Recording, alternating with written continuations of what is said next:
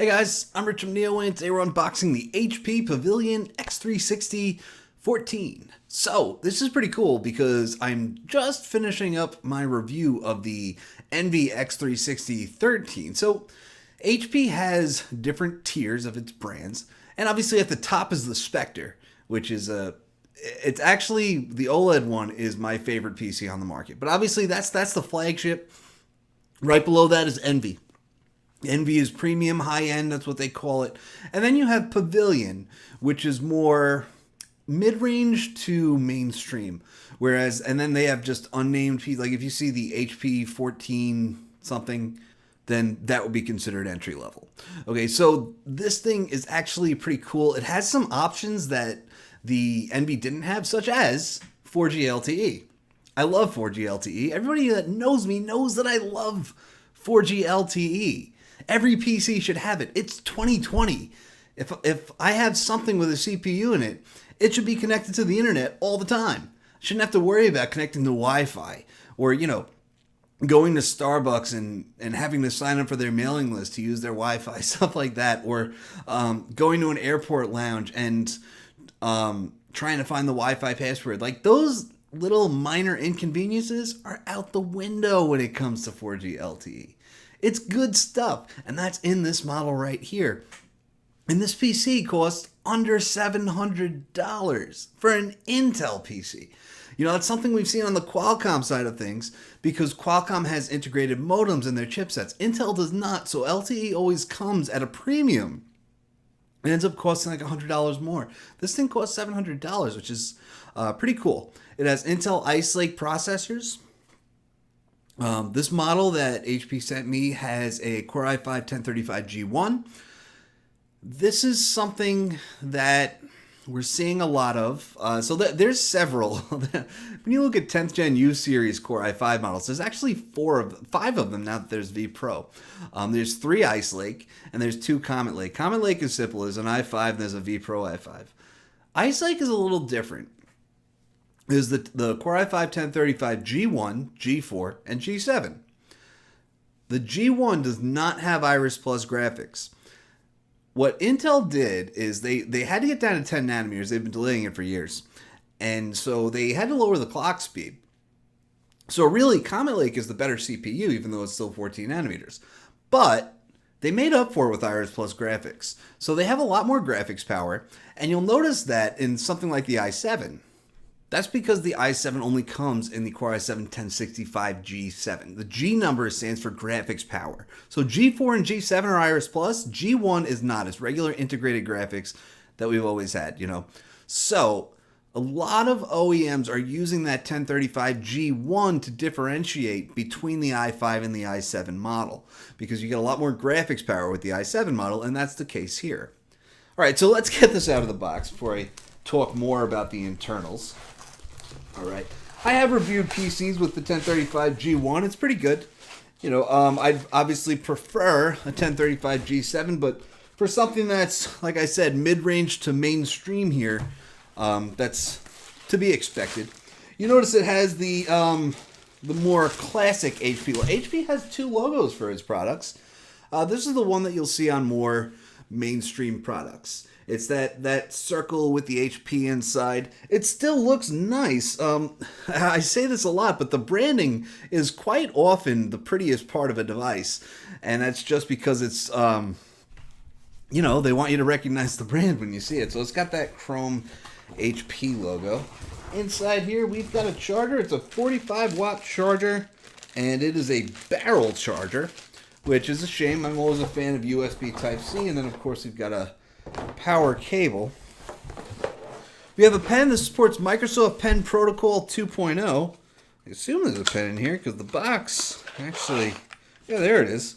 So Microsoft Pen Protocol 2.0 has a little USB Type-C to Type-C cable here, tiny, probably about 3 inches.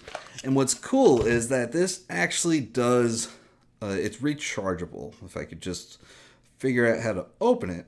So this opens this way. There's your USB Type-C port right there. And I love rechargeable pens, so much better than battery-powered pens because honestly, and I think the companies are starting to realize this, that people don't always use the pen. Nobody always uses the pen. In fact, most people buy a convertible laptop and they use it as a laptop 90-something% of the time. So having a pen with a battery and having you carry that around all the time, and then by the time you use it, that battery is dead. That's not useful at all. So what you can do here is at least, rather than having to go to the store and buy a quadruple A battery, which they don't sell those everywhere, you can just go and charge it up for a few seconds and then you can use it. So here it is. All right. It's made of aluminum, premium materials, which is always nice. Now, HP talks a little bit about the ports that are available here, and they're actually pretty solid ports. If we take a look, there's an HDMI port over here. It's HDMI 2.0. And I stress this, even though some people might not care about it being HDMI 2.0, some people might not use that HDMI port. But I have to say, HDMI 2.0 has been around for a long time, and I still get a lot of laptops that are HDMI 1.4. So you could get full 4K, 60 frames per second on that, and you're good. And by the way, I still see premium laptops that still use HDMI 1.4b.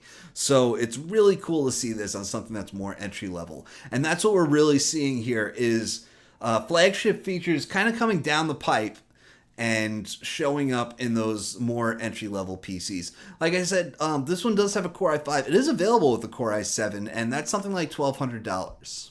And for $1,249, you get 16 gigs of RAM instead of 8 gigs. You get a 512 gig SSD instead of 256. And you get this PC here, which, feels premium for the most part. I mean, if I hadn't just reviewed an Envy, I'd say this feels...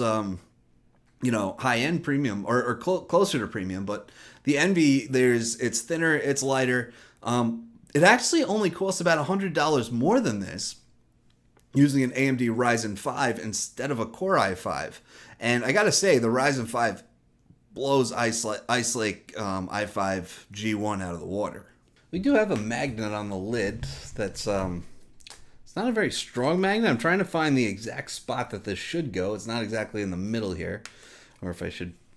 It's there. You can feel it does attach. It doesn't attach in a very strong way.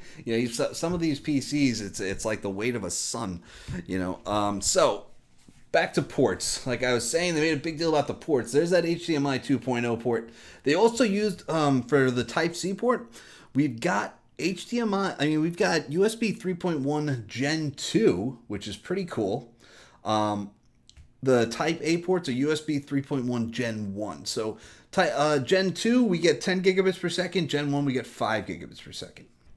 Also on the side, we've got an SD card slot. We've got a SIM slot. If we can just pop this out, it comes out. They did not put a SIM in there, so that's going to be on me. Luckily, I'm a man of many SIMs. All right. So on this side, we've got our headphone jack. We've got another USB Type A port, which again is 3.1 Gen 1. By the way, they're calling USB 3.2 Gen 1. That's because they mean the exact same thing. USB 3.0, 3.1 Gen 1, and 3.2 Gen 1 are all the same. So let's take a look at the inside of the PC. We're going to press this power button over here. So one thing that, by the way, I like the texture of these keys. I digress. One thing that they're doing now, they're putting the power button right on the keyboard there, which is kind of cool.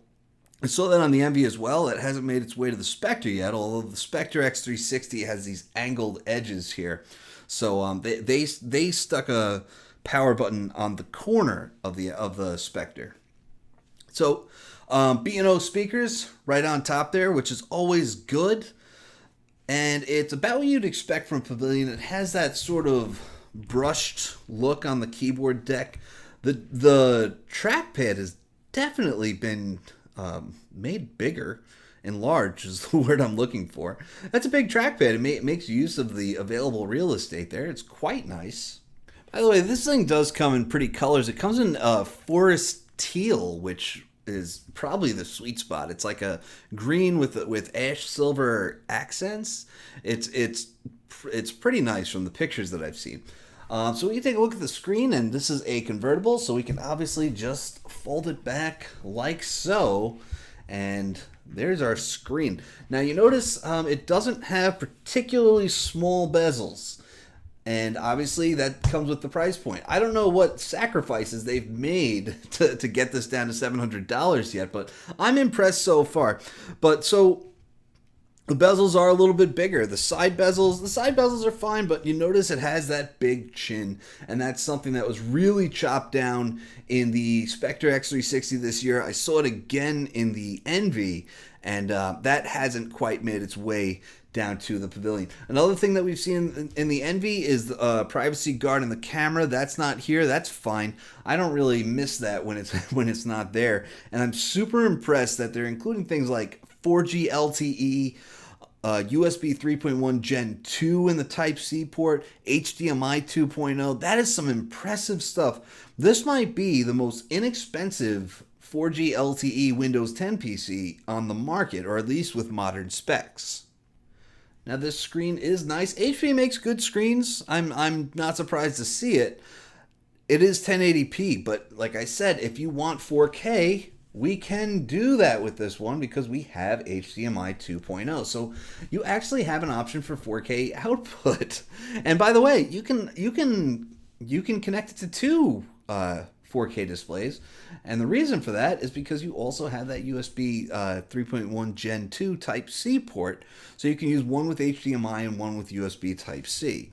So there's a lot of cool stuff here. It's got that Pavilion branding. It's upside down right now because that's how I'm holding it. Fine, I'll flip it over. Don't be a... All right. Yeah, so it's got that Pavilion branding that it looks nice. The aluminum, the chrome colored hinges.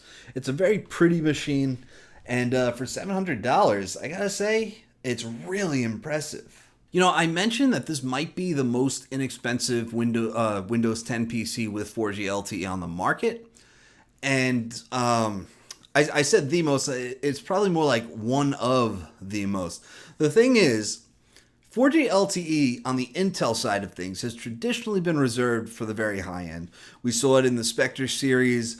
Lenovo does it in its ThinkPads.